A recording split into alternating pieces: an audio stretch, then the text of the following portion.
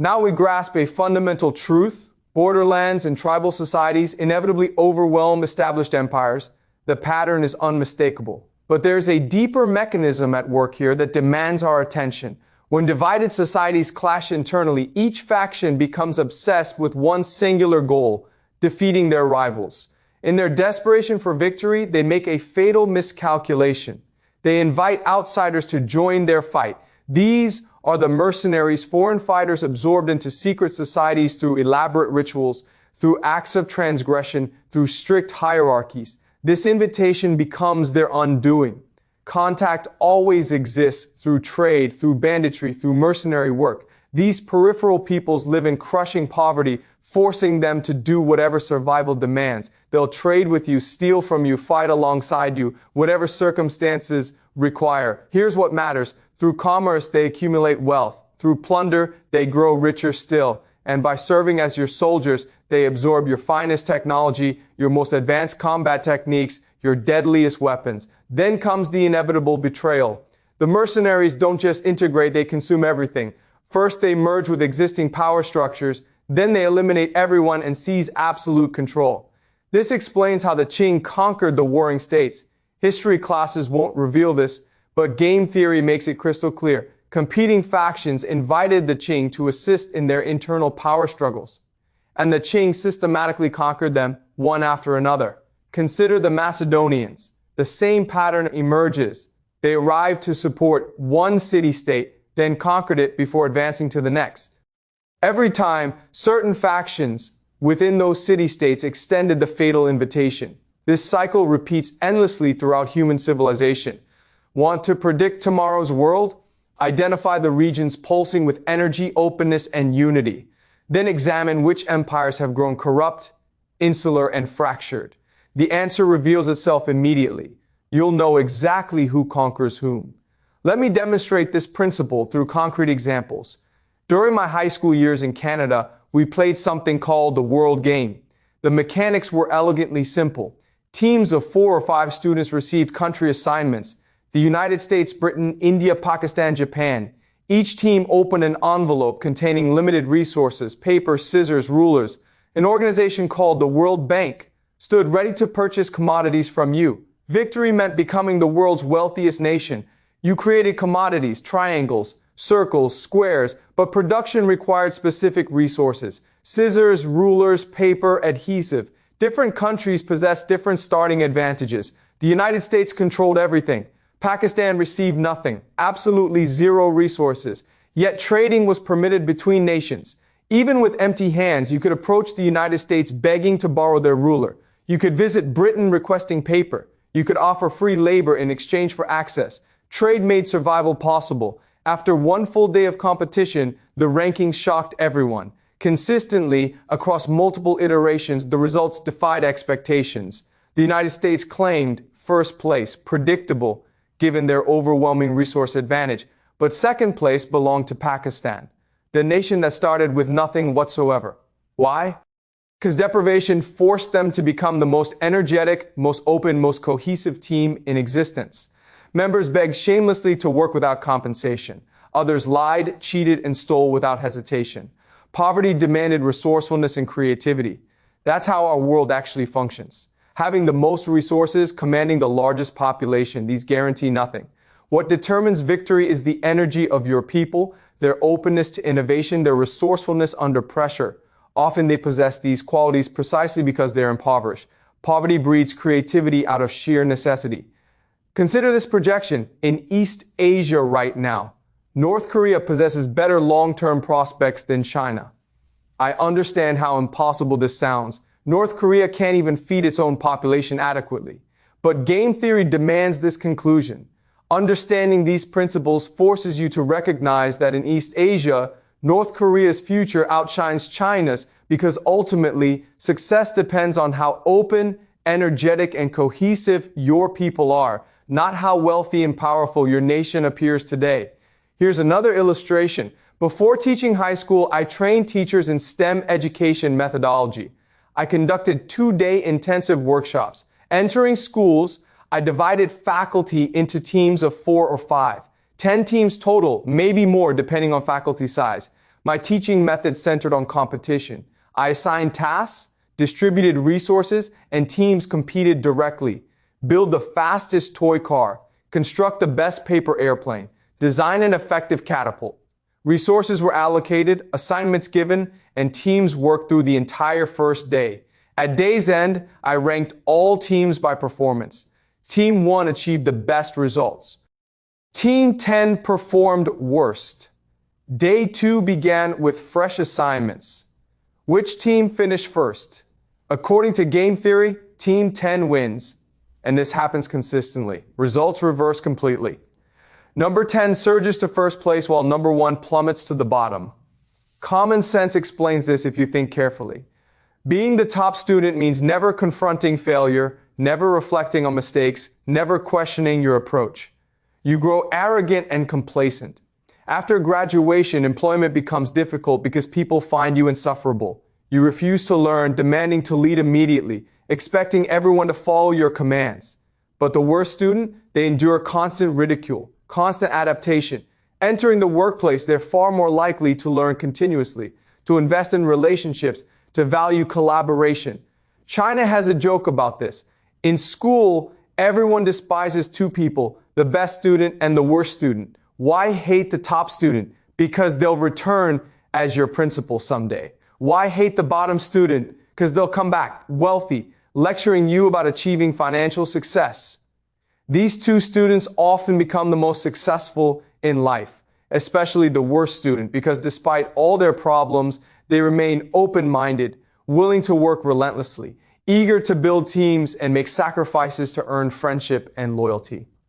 Someone asked an excellent question. If Team 10 becomes first on day 2, while Team 1 falls to last, won't the formerly first team be forced to become open and energetic, reclaiming first place on day 3? Here's what actually happens. If we continue beyond day 2, Team 1 truly collapses. They dominated day 1, failed spectacularly on day 2, then continue failing on days 3 and 4. Why?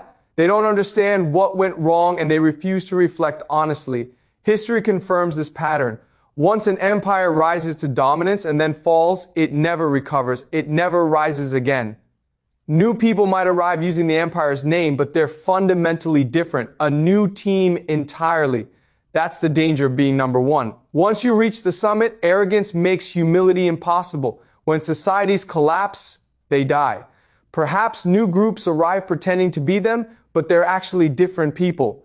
That's simply how human civilization operates. So on day 3, Team 10 would likely decline while Team 9 emerges victorious. History provides no examples of fallen empires whose people consciously transformed their mentality to reclaim greatness. Applying this theory to our future, 3 nations should emerge as dominant empires: Germany, Japan, and Israel. Germany lost World War I and World War II. They were never a true world empire. According to this framework, Germany will eventually rule the world, or at minimum, Europe and Asia. Examining their history reveals millions of casualties from both world wars. Germany will become a great empire. I'm quite confident about this. Japan also lost World War II catastrophically. They were never a genuine empire. Japan should come to dominate East Asia according to these principles. Remember, America dropped 2 nuclear weapons on Japan. Beyond the atomic bombs, American firebombing killed more Japanese civilians than the nuclear strikes themselves. Japan was utterly destroyed and humiliated. Visit Japan today and observe how energetic the people are, how open to innovation, how remarkably cohesive. Because Japan was devastated in World War II, they were forced to reflect collectively as a nation. Now they seek redemption, essentially vengeance through excellence. The final nation is Israel. Israelis believe they endured thousands of years of persecution by others. These 3 great empires will shape our future history: Germany, Japan, and Israel. The Americans? Finished. China? Done. Look, this remains theoretical, but observe your surroundings and ask critical questions. Are people here genuinely open-minded? Do they learn from mistakes? Do they ever admit being wrong? Are people energetic about their work? If given assignments, do they labor intensely to ensure excellence? Do people feel united as one cohesive group? Will they sacrifice for one another? Japan embodies these qualities, perhaps even North Koreans do. This is purely theoretical, a framework for understanding global dynamics. What actually unfolds, I cannot definitively predict. But according to this theory, Germany, Japan, and Israel will become the three dominant nations. Someone raised an important point. Japan lacks abundant resources. How could they possibly succeed? You don't need resources initially. You can deceive, steal, and beg for what you need. Returning to the world game, whichever team starts with the fewest resources often becomes the most creative. By creative, I mean they'll lie to people, promise free labor, then steal resources while working. They have no alternative.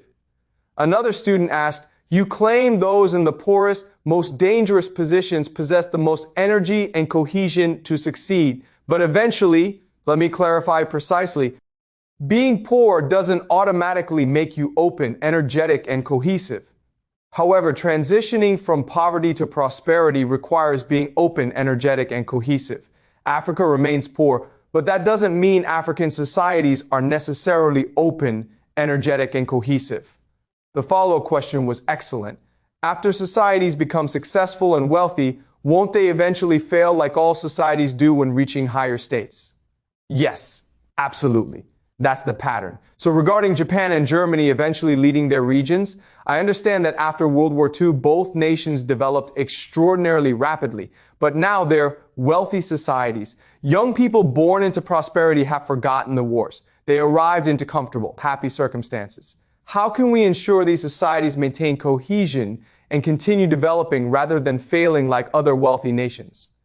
This is a brilliant observation. After World War II, Japan and Germany became tremendously wealthy. Shouldn't wealth make them corrupt, insular, and arrogant? The answer is no, and there's a compelling reason. Ultimately, power means imposing your game on others. You force others to play by your rules, extracting value from them. That's what secret societies compete for, the power to become the game master. The problem with Japan and Germany is that despite becoming wealthy, America remained the game master. America ultimately decided that their money belonged to American interests. Consider the Plaza Accords. Essentially, America told Japan, you're becoming too wealthy and we're annoyed. Destroy your economy. Japan asked how. America commanded them to spend excessively, stop saving, start consuming, travel overseas, buying whatever they desired. Theoretically, Japan grew rich, but they never possessed genuine power. They couldn't function as sovereign nations. Power means imposing your will on others. Germany faced identical constraints. Yes, Germany became wealthy, but where did that wealth flow? Directly to America. How? They were forced to purchase U.S. Treasury bonds. America could manipulate them at will. America forced Japan to sign the Plaza Accords, destroying Japan's economy. America destroyed Germany's Nord Stream pipeline, and Germany could do nothing about it. The German economy is being destroyed right now because Germany functions as an American vassal state. When Russia invaded Ukraine, America simply told Germany they could no longer conduct business with Russia. But previously, Germany required Russian oil and energy to fuel their economy. America also prohibited German trade with China. But before most German car exports went to China, because Germany was forced out of Chinese markets, China developed its own manufacturing industry independently. So while Germany and Japan appeared to become wealthy, they weren't truly prosperous. They were vassal states to America. The final question, you said only poor societies wanting to become cohesive and energetic can eventually rule regions. But what determines whether a poor society becomes energetic and cohesive? Why do Japan and Germany possess that energy while other countries, also defeated in wars or living in poverty, cannot? That's a brilliant question. The obvious answer is leadership. Consider the Mongols. Before Genghis Khan emerged, Mongols were essentially a vassal state. They were divided, impoverished, willing to do anything for survival. They became mercenaries for the Song, mercenaries for other groups as well. Then Genghis Khan emerged to unify everyone. Once he unified the tribes, the Mongols rapidly destroyed everyone else. It's usually a great leader. But leadership doesn't necessarily mean military generals. It could mean a poet like Homer, or a great thinker offering new religious vision. Consider Zoroaster, whom we studied last semester, even Jesus. someone who declares we are a people, whether poet, general, prophet, or priest. That one person unifies everyone's imagination into one cohesive identity. That's why certain groups cohere while others fracture, because one individual emerges capable of merging disparate peoples. This explains why the world operates as it does. Why do organizations like the United Nations exist? Why does international development aid persist? The goal is identifying the possibility of leadership emerging and preventing it. If you left Africa alone, Africa would improve dramatically. But because of schools, NGOs, organizations throughout Africa, what they're actually doing is ensuring Africa remains in perpetual developmental stasis. If you abandon them entirely, some might starve initially. But simultaneously, a great leader might emerge to unite them all. Next class, we'll discuss how the American empire controls the global system.